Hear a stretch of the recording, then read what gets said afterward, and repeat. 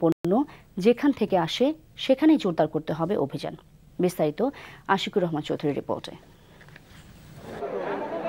মাছে ভাতে বাঙালি এখন মাছ খেতে গেলেই চিন্তা করেন মাছ ফরমালিন মুক্ত কিনা। এই প্রশ্নের জবাব ভালো দিতে পারেন যিনি, সেই মাছ ব্যবসায়ী নেতা যা বললেন তাতে পরিস্থিতি সত্যিই ভয়ঙ্কর। যে কোনো ইম্পোর্টের মাছে আপনি এটা পাবেন, ফরমালিন পাওয়া যাবে। একটু চেক আপ করেন। এখন এদের নেটওয়ার্ক, সরকারের নেটওয়ার্কের চেয়ে বড়। ভেজাল বিরোধী অভিযান তো চলছে, আর কি করা হলে মানুষ বাজারে গিয়ে ফরমালিন মুক্ত মাছ পেতে পারে, এমন প্রশ্ন ছিল মাছ ব্যবসায়ী নেতার কাছে। মূল জায়গাটাই কেউ আঘাত করে না।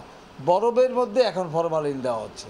আপনি বরফ কলগুলো কোথায় কোথায় বরফ কল হয় সেই উৎপাদন কেন্দ্রগুলোকে আপনারা পরীক্ষা করেন, এবং আপনার মাছ ইম্পোর্টে যে মাছগুলো আসে এই মাছগুলোকে আপনারা পরীক্ষা নিরীক্ষা করেন।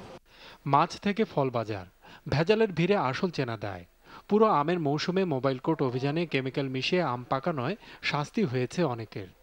তারপরও কেন মুক্তি মিলছে না এই ভেজাল থেকে? যে বাগান থেকে ফলগুলো নিয়ে আসে ব্যবসায়ীরা, তারা হয়তো কিছু কিছু ভেজাল করতে পারে, কিন্তু সেটা আমরা ব্যবসায়ীরা ধরতে পারি না। এবং সরকার যদি সেটা পদক্ষেপ নিয়ে রাস্তার মধ্যে আটকে সেগুলো চেক করা হয়, আমার মনে হয় ভেজালগুলো ঢাকাতে বা বাংলাদেশে কোনো জায়গায় ঢুকবে না। রমজান মাস এলেই জোরদার করা হয় পরিচ্ছন্নতার নানা সরকারি অভিযান। এবারও তার ব্যতিক্রম নয়। তবে এত কিছুর পরও রেস্টুরেন্টগুলোতে সেই পুরনো অস্বাস্থ্যকর পরিবেশের চিত্র। রেস্টুরেন্ট ব্যবসায়ীদের সংগঠনের সভাপতি বলছেন, এভাবে অভিযান চালিয়ে কাজের কাজ খুব একটা হয় না। প্রথমে আমাকে এটা আগে দেখতে হবে যে অস্বাস্থ্যকর পরিবেশ বলতে যেটা বোঝায় সেটা কি। এখানে কিন্তু এই সংজ্ঞাটা যারা অভিযানে আসছে তারাও দিতে পারছে না, আর এই সংজ্ঞাটা আমাদের রেস্টুরেন্ট ওনারাও দিতে পারছে না। আইনের মধ্যে কি আছে কিনা?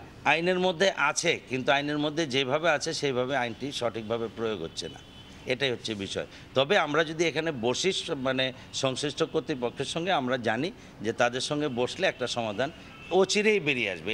তবে এসব বক্তব্যের সাথে পুরোপুরি একমত নন শিল্পমন্ত্রী। দেশ থেকে যে আমরা ফল ইম্পোর্ট করি, সেই ইম্পোর্ট বা মাছ ইম্পোর্ট করি, এরা কিন্তু তাদের দেশে ফরমালিন দেয় বলে আমি বিশ্বাস করি না।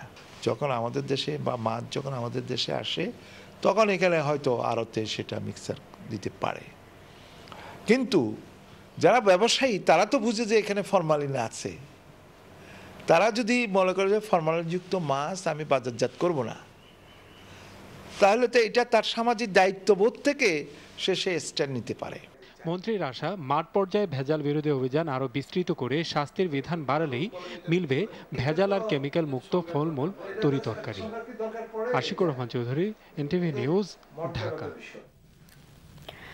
অস্থির